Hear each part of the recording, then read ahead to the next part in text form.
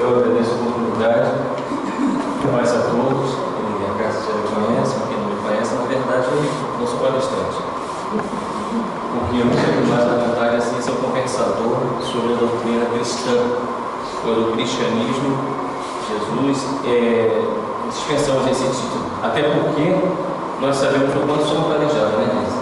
Quanto precisamos melhorar, mas a cada investida, conforme disse a leitura inicial, cada investida que nós viemos em razão dos ativos de fé, em razão da nossa fé, da nossa melhoria, é um passo que nós damos a cada dia.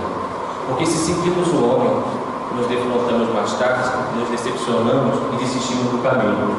Mas quando seguimos o Cristo, o homem pode cair, pode estacionar, mas continuamos a nossa marcha. Nós vamos fazer uma fala sobre Kardec. Antes disso, nós vamos conversar a respeito do contexto histórico, para entender um pouco do momento em que Kardec chegou até nós na Terra. Porque a espiritualidade amiga sempre nos brinda com luzes em momentos mais difíceis, por mais que não entendamos essas situações, ela sempre nos dá esse presente. O contexto histórico europeu do século XIX. A Revolução Francesa e suas consequências. A França é uma monarquia governada por Luís XV, sendo ainda um país agrário em processo inicial de industrialização. Sua sociedade está construída em 3 grupos básicos. Está dando para ler o caminho passado? O clero, que é o primeiro estado, que representa 2% da população total, que é isenta de impostos. A nobreza, que é o segundo estado, 2,5% da população, que também não pagava impostos e tinha acesso aos cargos públicos. E a burguesia, que representava cerca de 95,5% da população, desde os ricos comerciantes até os camponeses, formando o terceiro estado, que englobava traficantes, banqueiros, comerciantes, advogados médicos, artesãos, o proletariado industrial e os camponeses, a sociedade francesa. Os burgueses tinham poder econômico. Os burgueses tinham poder econômico, principalmente devido a atividades industriais e financeiras. No entanto, igualava ao povo, não tinha direito de participação política e nem ascensão social. Desta forma, desencadeou vários conflitos, culminando a Revolução no 14 de julho de 1789. Alguns benefícios sociais e políticos com a Revolução Francesa. A liberação dos direitos do homem e do cidadão, utilizado no mundo inteiro. Em contradição, seguiram-se anos de terror, favorecendo o golpe de Estado executado por Napoleão Bonaparte no final do século XVIII. Napoleão Bonaparte, na verdade, nenhum espírito veio com destinação destinado ao mal, nenhum espírito. E, no entanto, Napoleão Bonaparte, como todos nós, tem o seu direito de escolha. E na questão do direito de escolha, nós optamos por coisas que podem nos acender, como podem nos retroagir. Estacionar, nunca retroagir. E Napoleão, na verdade, foi essa grande alma que veio para libertar a França. Os sublimes ideais da Revolução Francesa foram desvirtuados. Estamos ouvindo todos? Então está ótimo. Em razão do abuso do poder exercido por aqueles que assumiram o governo do país, né? Igualdade, liberdade e fraternidade. Vai ser muito interessante a nossa conversa, principalmente nos momentos que eu tiver que relatar alguns nomes franceses, outros idiomas, nessa existência, vocês vão observar que eu sou muito bom nisso. Mas não se apegue a isso, tá bom? Segundo Emmanuel, naqueles anos de terror, esse no aspecto espiritual, tá? Nós fazemos uma análise entre o material que ocorreu e o mundo espiritual. A França traía para si as mais dolorosas provações corretivas nessa corrente dos desatinos. Com influência inglesa, organiza-se a primeira coligação europeia contra a França. E também no mundo espiritual, reúne-se os gênios da latinidade sob a bênção de Jesus, implorando a sua proteção e misericórdia para a grande nação transviada. Aquela que fora corajosa e singela filha de Dório, Jonadá, volta ao ambiente da antiga pátria, à frente de grandes exércitos de espíritos consoladores, confortando as almas aflitas e aclarando novos caminhos. Numerosas caravanas de seres flagelados fora do cárcere material, são por elas conduzidas regiões da América para as encarnações de paz e de liberdade, ou seja, o próprio espírito de Joana, ela tem a missão de encaminhar determinados irmãos para encarnar na própria América, com essa finalidade de trazer a paz e a liberdade e o socorro à França. Napoleão Bonaparte, entre outras reformas civis, ele promulga uma nova Constituição, ele reestrutura o aparelho burocrático da França, ele vai criar um ensino público controlado pelo Estado, que é uma criação muito importante, e ele declara a lei do Estado separando assim da religião, porque até então a religião ela tinha uma função também, ligada principalmente em Roma, a função de atuar politicamente. E no caso na França ele faz a promulgação dessa lei. No Código Napoleônico, que garante a liberdade individual perante a lei, dentre outros. E no que diz respeito às ações deste imperador francês, lembra-se Emmanuel, mais uma vez Emmanuel no relato, que as atividades de Napoleão pouco se aproximam das ideias generosas que haviam conduzido o povo francês à Revolução. Ou seja, muitas vezes um governante é um líder de uma pátria, ele busca a liberdade, ele busca a igualdade, a fraternidade, mas tiranizando um outro povo. E no plano espiritual, nós sabemos que não podemos desejar o nosso bem querendo o mal do alheio.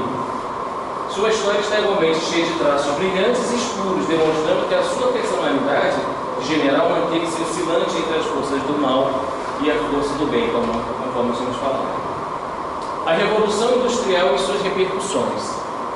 Outra revolução iniciada na Inglaterra em meados do século XVIII, a Revolução Industrial, acarretou profundas transformações na sociedade, modificando a feição dentro e fora dos países. Serviu de alavanca para o progresso tecnológico que presenciamos nos dias atuais, pela invenção de máquinas e equipamentos cada vez mais sofisticados. Fora muito importante, nós lembramos que nessa época utilizava-se também da mão de obra infantil, muitas crianças eram mutiladas, morriam nas máquinas. Mas não por isso é importante, mas que a Revolução Industrial fez com que as relações comerciais entre os países, entre outros povos, pudessem se entrosar e pudéssemos observar que, na verdade, necessitamos um do outro, conforme um artigo de fé. Propiciou o desenvolvimento das relações internacionais, em especial nas áreas econômicas, comerciais e políticas, onde houve uma globalização mais à frente aqui no nosso tempo. A Revolução Industrial e suas repercussões produziu igualmente várias distorções e malefícios como exploração do trabalho e pelas eficientes condições de segurança e higiene laborais, ocorridas em gradações diversas, como havia falado. E também as manifestações artísticas e culturais no século XIX. As atividades artísticas e culturais desse século revelam uma predominância ao romantismo. Possivelmente por quê? Porque toda vez que nós nos sentimos flagelados, sem força, sensibilizados por uma determinadas situações, nós ficamos mais abertos às inspirações e o romantismo ele paira mais do que outras escolas. O romantismo influencia as ideias políticas e sociais abraçadas pela burguesia revolucionária da primeira metade do século, associando as manifestações românticas aos ideais de liberdade, igualdade e fraternidade. Desculpe até eu passar um pouco rápido essa parte histórica, porque o nosso tempo vai ser um pouco curto, mas vocês vão entender por quê.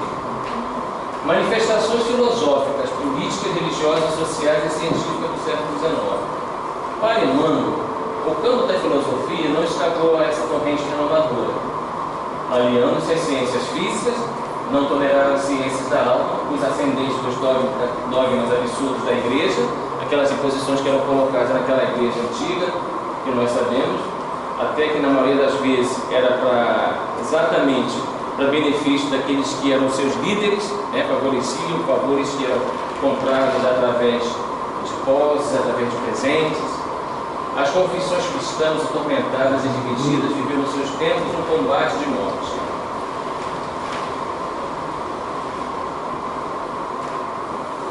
E desta forma, o século XIX representou uma dessas épocas em que fomos abençoados pela bondade superior, a despeito de todas as dificuldades assinaladas nesse período.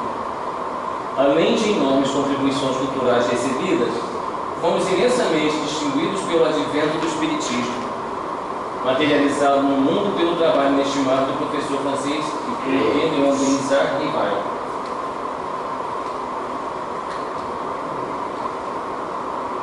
Era início do século XIX, e no dia 3 de outubro de 1804, 19 horas, quando a antiga cidade de Lyon, na rua Sala 76, França, nascia Elisard Hippolyte Léon Rivail, filho do magistrado Jean e Jean Louis. Aquela questão que eu conversei, né? É francês, mas aí cada um tem o que necessita. Nascido numa antiga família de orientação católica, com tradição na magistratura e na advocacia, desde cedo manifestou propensão para o estudo das ciências e da filosofia. Porque é importante nós lembrarmos, desde pequena idade, Kardec teve sempre esse espírito investigador, esse espírito de querer ir além, de querer conhecer. A igreja de São Denis foi o primeiro templo cristão construído nessa região de Roma, um lugar chamado de la Cruz, a Cruz, que significa a cruz. Foi nessa igreja que Denisard foi batizado em 15 de junho de 1805, em virtude de seus pais serem adeptos da religião católica. Vale destacar que na certidão de batismo seu nome aparece como sendo Hippolyte Léon Denisard Rivail, segundo alguns biógrafos. Período de escola. Seus primeiros estudos realizados em Lyon, sua cidade natal, mais tarde, com a idade de 10 para 11 anos, Rivail foi enviado para Yverdon, na Suíça, para completar e enriquecer sua bagagem escolar. A família de Kardec, ela entendia, como nós entendemos, que a base estaria na educação. E naquela época, costumava-se muito você dar o melhor estudo no sentido de quem tinha posses, de mandar seu filho para uma boa escola, para outro país, para outro estado, enfim. E no caso de Kardec, na Suíça, seria um bom conhecimento. Mas, por outro lado, é muito difícil, né, você abrir a mão do seu filho a partir de 10 anos de idade. Mas a história já remonta a esses fatos. Se nós formos buscar lá atrás, na época do Cristo, Maria, ainda menos de 10 anos, foi entregue, né, para se estudar, para afastar-se da família, para estudar com aqueles estudiosos da época, para ter aquela formação necessária. E Kardec foi lá para essa escola, que é uma escola modelo, para poder estudar entre 10 para 11 anos. Esse é o instituto,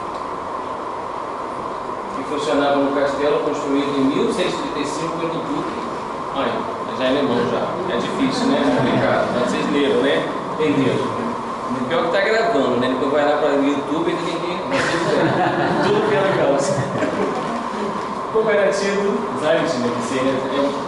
como era tido uma escola modelo da Europa, era frequentada todos os anos por grande número de estrangeiros.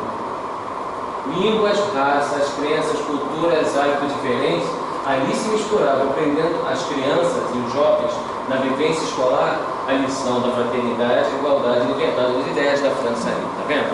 E o interessante, será porque que eles tinham essa convivência com um grupo muito diferente, crianças diferentes, de lugar diferente, de países diferentes, entre raças, as crenças, a cultura, né? Para desenvolver até a própria humildade entre si, o respeito do ponto de vista. Kardec, ele sempre teve esse aspecto, independente de qual fosse a sua crença, porque ele não era espírita. Ele fundou essa doutrina, foi designado, mas ele não era espírita inicialmente, origem católica, mas ele era um investigador, o qual ele respeitava sempre, ele era capaz de ter amizade com você, respeitando o seu ponto de vista, e assim seguir. E isso fez parte desse processo de formação. E o mestre de Kardec, como nós sabemos, né, é o nosso querido Pestalozzi. O Instituto de Yverdon era dirigido pelo professor filantropo de nacionalidade suíça, Johann Ernst Pestalozzi, cujo apostolado pedagógico era bastante conhecido, porque lhe conferiu o nome de educador da humanidade. E nós sabemos que Pestalozzi, né, pelo pouco que nós conhecemos, é uma metodologia voltada para a disciplina e para o amor. E o quanto é difícil educar com o amor. Porque o amor, muitas das vezes, a gente acha que o amor não tem relação com o não. Mas o não de hoje é o sim de amanhã para a vida. E quando nós não aprendemos a explicar, a passar esse não para nossos filhos, a nossa prole, no futuro, o não, quando ele receber, ele não vai aceitar, vai se rebelar contra o mundo, e nós não ensinamos ele a se fortalecer. O não, ele tem muita sabedoria. E às vezes nós falamos tanto sim para as pessoas pela boca, e o coração diz não. E muitas vezes ela precisa ouvir o não naquele momento. E Pestalozzi, o método dele, aqueles pupilos dele, era educá-lo com amor, formar opiniões, formar cidadãos em que pudessem ter a liberdade de pensar e de agir, independente dos pontos de vista de cada um. Ele pregava o amor, é o eterno fundamento da educação, por isso, nesse instituto não haviam castigos ou recompensas. O ensino era eurístico, ou seja, aquele que o aluno é conduzido a descobrir por si mesmo, tanto quanto possível o seu esforço pessoal, as coisas que estão ao alcance de sua inteligência. Então isso é muito interessante. Você vê, era uma forma futurística de ver o estudo. Hoje, em determinados momentos da nossa vida, questionamos o sistema educacional, falando, por que eu estou estudando isso? Eu não tenho aptidão. Se eu estivesse me dedicando a uma outra área, a uma determinada atividade, talvez eu produzisse mais além. Mas Pestalozzi, ele já tinha essa visão, trabalhava exatamente a aptidão daquele aluno.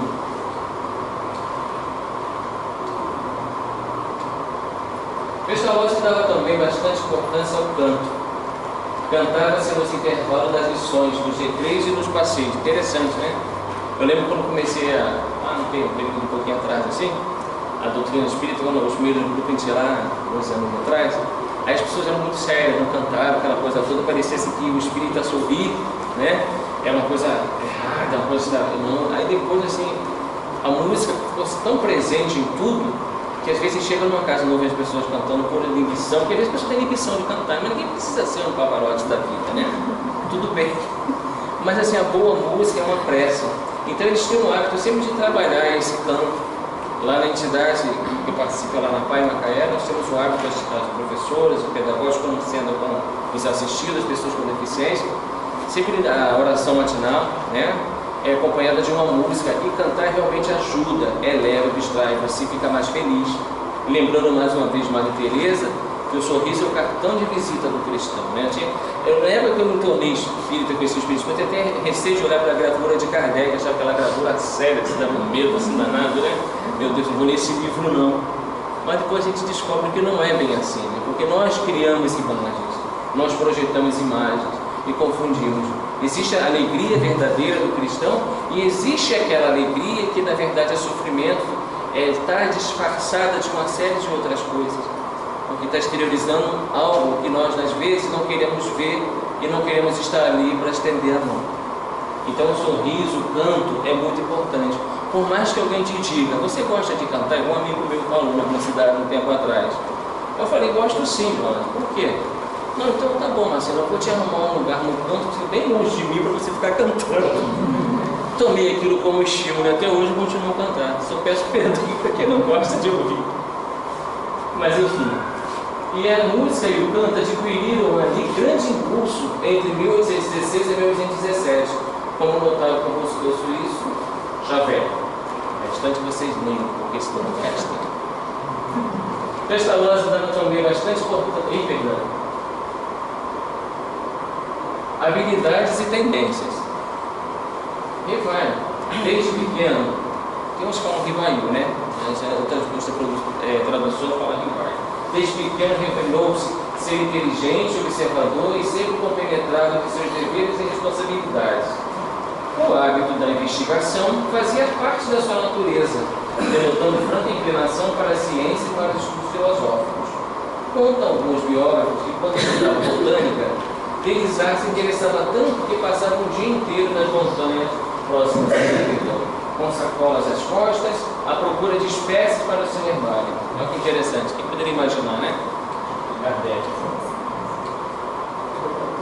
E diz que por trás de todo um grande homem é uma grande mulher, né? Mas o espírito não tem sexo, mas há de convir que uma grande pessoa, né? E muitas vezes essa alma, ela faz tantas benesses que ela passa ofuscada, né? Mas o que é? O que é o bem, né? Vivendo em Paris, Rivaio conheceu a senhorita Amélie Curie. Graciosa, vivaz no gesto e nas palavras, denunciando penetração do espírito. Amélie nasceu em Tias, a 23 de novembro de 1795, filha única de Julie, proprietário de tabelião, e de Júlio Luiz recebeu na pia batismal o nome de Amélie Gabrielle Dubois. Em 6 de fevereiro Denizar Emélio contraíram núpcias. E falando de Emélio, porque ela sempre foi aquela companheira de Kardec, daqueles todos os momentos que nós conhecemos, em que Kardec sofreu os ataques, em que o Kardec, eles não tiveram filhos, né, consanguíneos. Tiveram-se nós, né, os herdeiros da doutrina, se por dizer. Então todo aquele trabalho, a publicação mesmo de obras póstumas após o desencarne, ela sempre foi aquela base em que Kardec podia se apoiar. Porque o Kardec, ele tinha uma formação curricular importantíssima na época, considerada pela própria sociedade, pela mídia daquele momento. Entretanto, o momento que ele começou a trazer à vista a doutrina dos espíritos, o mundo, todas essas revelações, muito se fez para que ele se abalasse. E era ela que estava ali sempre para apoiar, desejar que continuasse a prosseguir. O professor Rivaio, algumas obras didáticas por Kardec. Ele fez a obra do curso prático teórico de aritmética, a primeira obra em 1823, o curso completo teórico e prático de aritmética em 1945, plano proposto para a melhoria da educação pública em 1928. É interessado o pessoal da área pedagógica fazer umas pesquisas, é interessante também todos nós, né? E essa obra, qual o sistema de estudos mais em harmonia com a necessidade da época? Olha que interessante, qual o sistema de estudos mais em harmonia com a necessidade da época, 1831. A missão de Kardec. O professor Rivaio, estudioso do magnetismo, assim se expressa a respeito dos novos fatos. Quando começou a chegar a Kardec, os fatos a respeito do magnetismo, né, os primórdios. Foi em 1854 que pela primeira vez ouvi falar das mesas girantes. Encontrei um dia o magnetizador Senhor Fortier, a quem eu conhecia desde muito tempo, que me disse, falou Kardec, já sabe da singular propriedade que se acaba de descobrir no magnetismo? Parece que já não somente as pessoas que se podem magnetizar, mas também as mesas, conseguindo-se que elas girem da minha vontade. E com efeito, muito singular respondi, Kardec, né? Mas a vigor, isso não me parece radicalmente impossível. O fluido magnético, que é uma espécie de eletricidade, pode perfeitamente atuar sobre os corpos inertes e fazer que eles se movam. Parece que já não somente as pessoas que se podem magnetizar, mas também as mesas, conseguindo que elas girem, né? Algum tempo depois, encontrei-me novamente com o Sr. Fortier, que me disse, temos uma coisa muito mais extraordinária. Não só se consegue que uma mesa se mova, magnetizando-a, como também que fale. Interrogada, ela responde. Isso agora, repliquei, é outra questão. Isso ele falando com Kardec. Em 12 de junho de 1956, pela mediunidade da senhorita Aline, Kardec pergunta ao Espírito de verdade: o Espírito, eu desejara saber o que pensas da missão que alguns Espíritos lhe assinalaram? Porque aí o que ocorre depois daquelas pesquisas e investigações é revelado a Kardec da missão que ele teria, se movia, isso era um efeito magnético, mas que não tinha nada que fosse vivente com a questão orgânica, era algo inteligente. Falava-se de inteligência, e só poderia ter inteligência um espírito. E que Kardec começou a investigar, e foi revelado a Kardec que ele teria a missão de fazer essa revelação ao mundo, de descortinar o mundo. E aí o espírito pergunta ao Espírito da verdade: bom Espírito, eu desejava saber o que pensa da missão que alguns Espíritos me assinalaram. Diz-me, peço-te, se é uma prova para o meu amor próprio, tenho, como sabes, o maior desejo de contribuir para a propagação da verdade, mas no papel de simples trabalhadores missionários-chefe, a distância é grande e não percebo que possa justificar em mim graça tal, de preferência a tantos outros que possuem talento e qualidades que não dispõem. Aí o Espírito responde a Kardec: confirmo o que te foi dito, mas recomendo-te muita discrição. Se quiseres sair de bem, tomarás mais tarde conhecimento de coisas que não te explicarão, o que ora te surpreende. Não esqueças que podes triunfar, como podes falir. Neste último caso, outro te substituiria. Porquanto os desígnios de Deus não assentam na cabeça de um homem, nunca pois fales da tua missão. Seria maneira de se fazerem malograça. De cair, né? Não dá certo. Ela somente pode justificar-se pela obra realizada, e tu ainda nada fizeste. Se a cumprires, os homens saberão reconhecê-lo, cedo ou tarde, visto que pelos frutos é que se verifica a qualidade da árvore.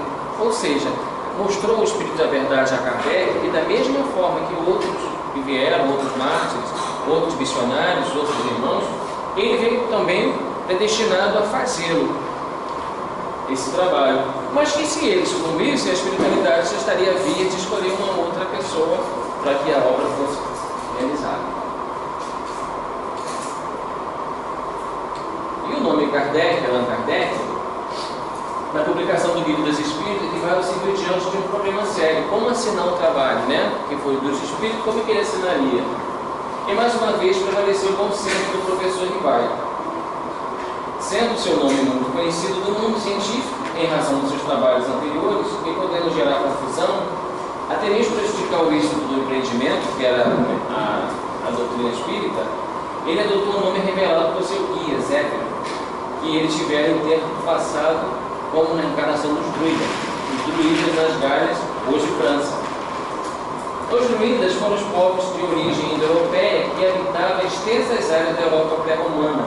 Eram sacerdotes do lendário povo celta. Foi deles que ele herdou exatamente esse nome, Allan Kardec. E nós temos aqui algumas obras, as obras espíritas. O Livro dos Espíritos, 18 de abril de 1857, não podemos esquecer aquele fato da primeira tiragem, né, em praça pública. A Igreja Católica da época, né, ela fez aquela queima daqueles livros, a primeira publicação. Kardec ficou muito desanimado, ficaram todos consternados. Só que eles não entenderam que após aquela queima daqueles primeiros exemplares, o que ocorreu? As pessoas ficaram muito mais interessadas para saber o que havia naqueles livros, uma vez que foram queimados daquela forma em praça pública. Se eu não me engano, em praça pública. A Revista Espírita, fundada em 1857, a sua publicação.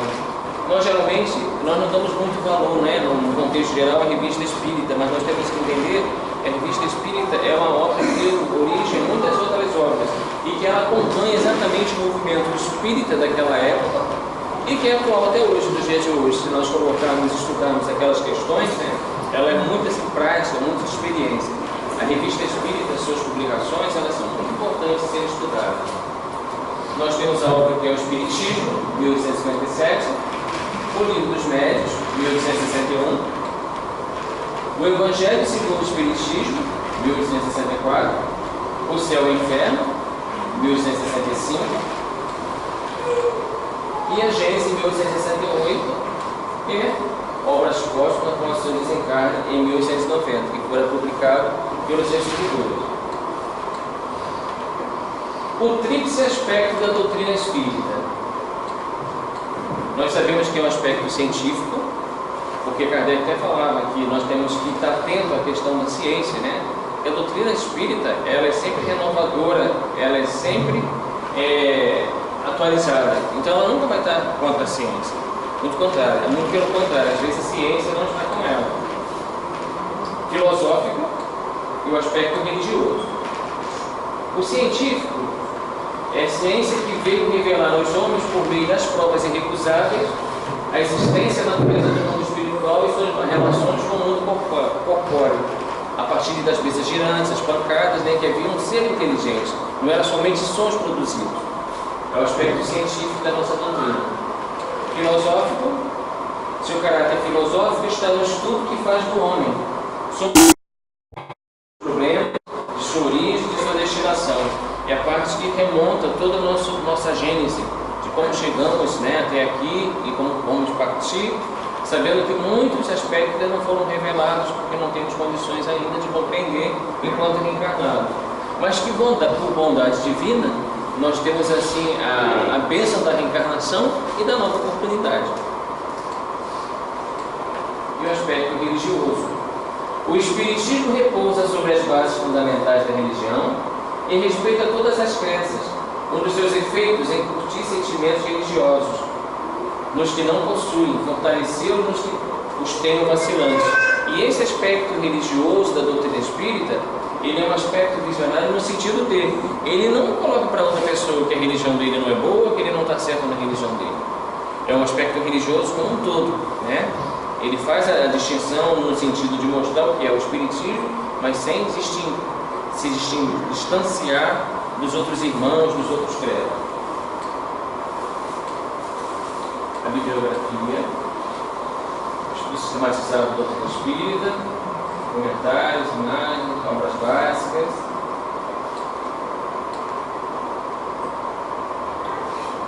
A doutrina espírita, nós temos que ter muita consciência sobre isso. Ela é uma doutrina libertadora. Ela vai sempre estar pronta a nos impulsionar ao crescimento. Ela não pode ser uma doutrina que nos deixe presos. E muitas vezes nós temos dificuldades de trabalhar com o novo. Temos muito receio às mudanças. Acostumamos a ficar sempre em posições de acomodação.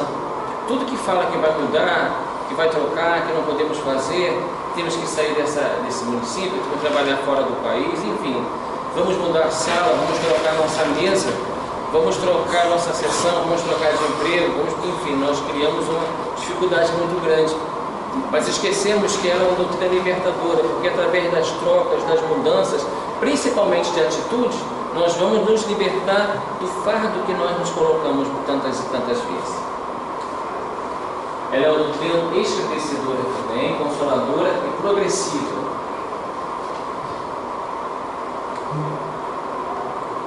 Vamos refletir um pouco agora pelo que nós conversamos.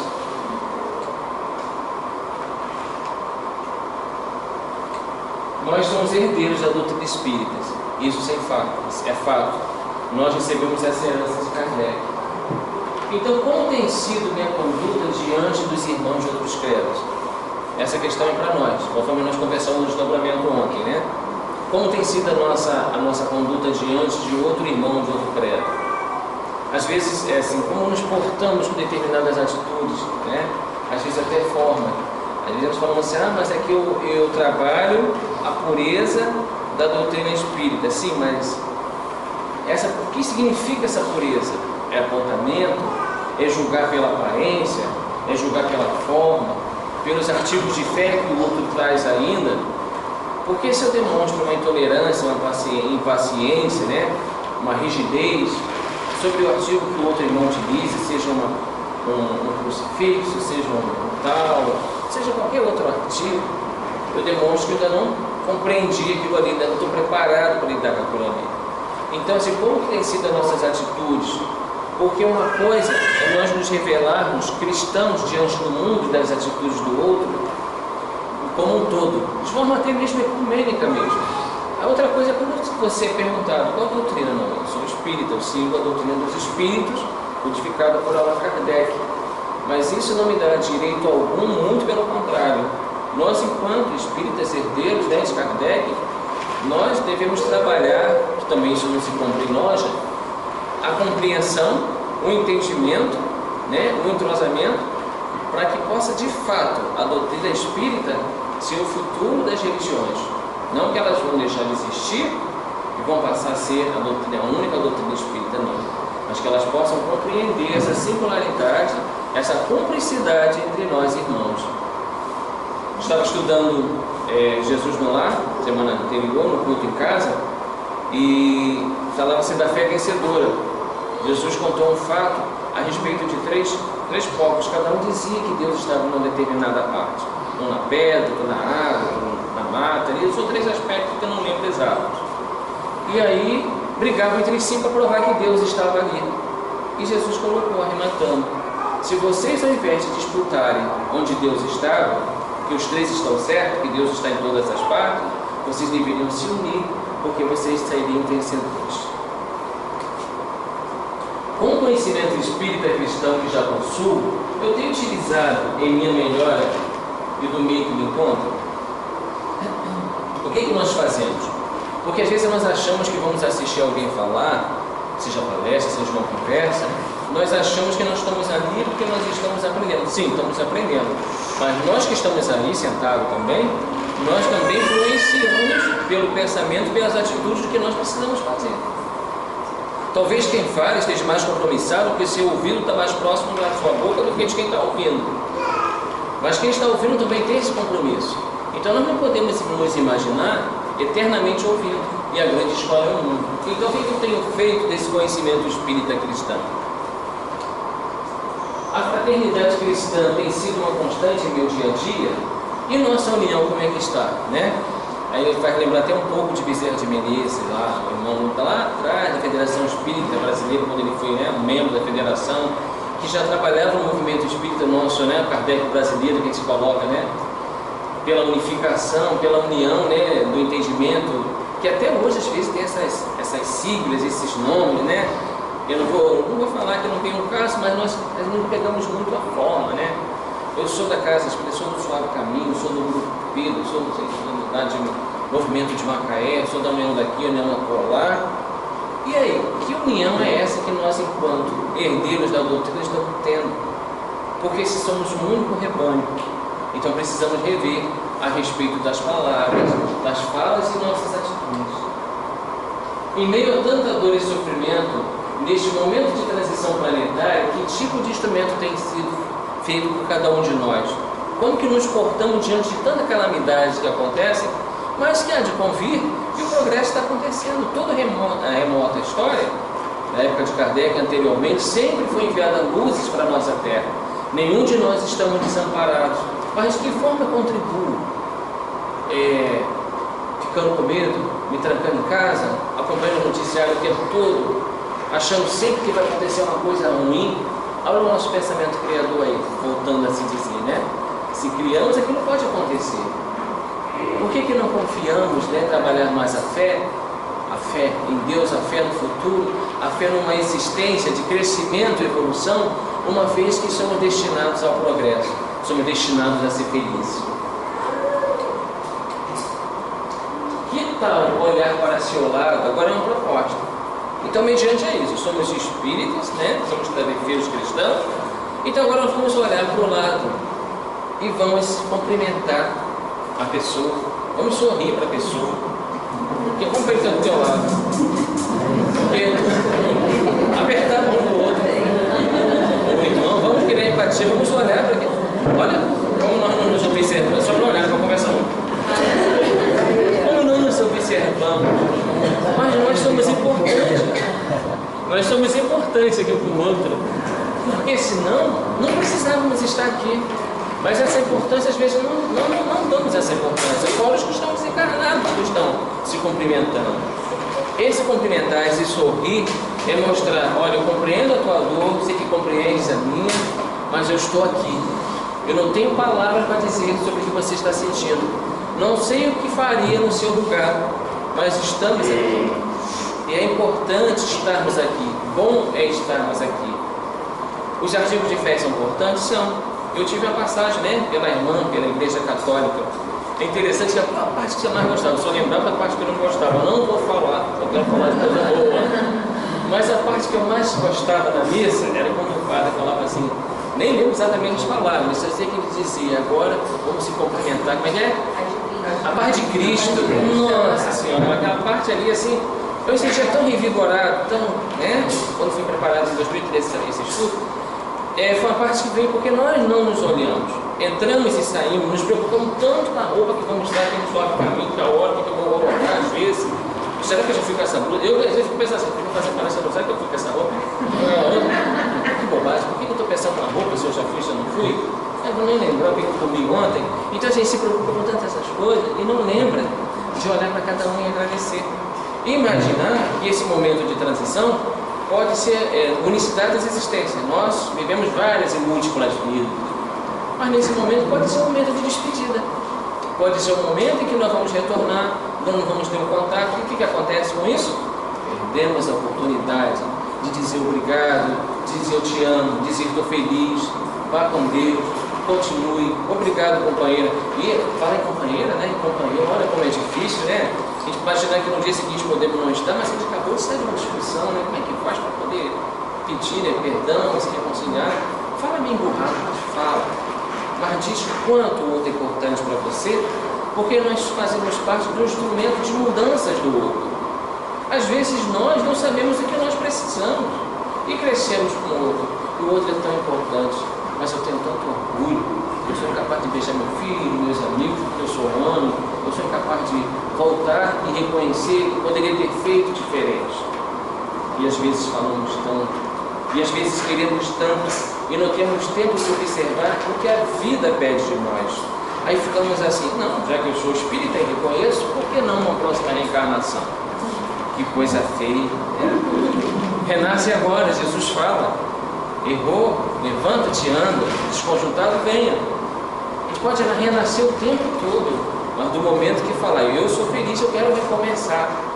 Eu não posso recomeçar apontando para ela, apontando para ele, mas eu tenho que apontar para mim e fazer alguma coisa sobre isso. Se você é falante, fala demais que nem o Marcelo aqui, tio Marcelo, vamos procurar canalizar essa fala, vamos qualificar essa fala, vamos falar junto com Cristo, junto com as palavras do Evangelho que devem ser ditas com alegria. Busquemos a pureza doutrinária através de um gesto, um sorriso, uma real atenção em cada ser vivente, agradecendo ao Pai a oportunidade da beleza de cada dia, pois o maior tesouro está em nossas mãos, o tempo, o agora. É só querer. Então não vamos deixar para amanhã, não tá, gente? Vamos dormir borrado com o outro não, vamos fazer a nossa parte. E dessa forma, como combinamos, vamos cantar um pouquinho. Vamos cantar pelo melhor da terra, pelo melhor de nós, por essa doutrina. Não precisa cantar para mim não, quem vai cantar somos nós. Pelo melhor da terra, pelo melhor da vida, pelo melhor do que nós podemos realizar na proposta desses irmãos que chegam como luzes a fim de nos alertar e acalentar os sofrimentos vividos e vivenciados. Vamos cantar conforme os cristãos, conforme Kardec e tantos outros mais, conforme Francisco de Assis, cantar momentos brilhantes para contemplar a natureza. Vamos cantar para lembrarmos que não estamos sozinhos e que a terra, abençoada terra, não adianta pensarmos em planetas mais evoluídos, mundos mais evoluídos, essa brilhante terra é o local que eu necessito, que eu preciso e preciso amar, e preciso respeitar, e preciso saber ser acolhido, mesmo que eu esteja no meu país ou no país do outro. Qual é o país do outro, se eu posso nascer aqui e acolá? Qual é a minha casa? Quem é minha mãe? Quem é meu pai? Qual é o centro que eu frequento? Quem são meus irmãos? É o evangélico? É o protestante? Né? É o espiritualista, é o candomblessista, o umbandista? Quem são nossos irmãos? Por isso vamos cantar. E como vocês já sabem qual é a música, olha só falei. O Sal da Terra. Tá? Então vamos lá, vou dar start, Antônio. Não se preocupe em cantar bem, mas eu sei que vai ser um coro bacana. Podem desencarnados estão cantando. Vamos lá, gente? Todo mundo conhece, né?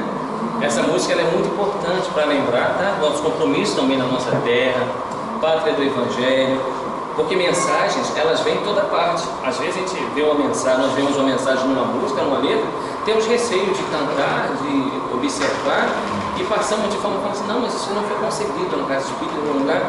Foi um momento de inspiração, um momento de oração, um momento que a pessoa recebeu, como nada é nosso, então, e ao mesmo tempo não é nosso.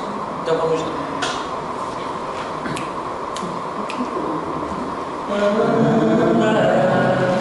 Quero dizer em um segredo, falo desse chão da nossa casa, vem me dar a hora de arrumar tempo, quero viver mais 200 anos, quero não ver meu semelhante, nem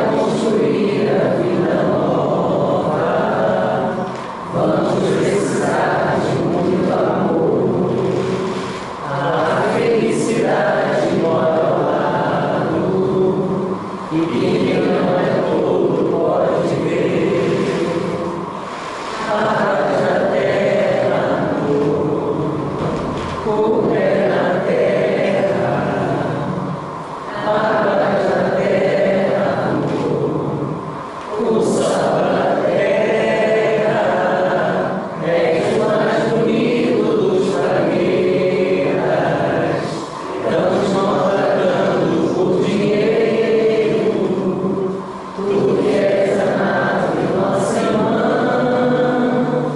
canta, leva sua vida em harmonia e nos alimenta com seus frutos.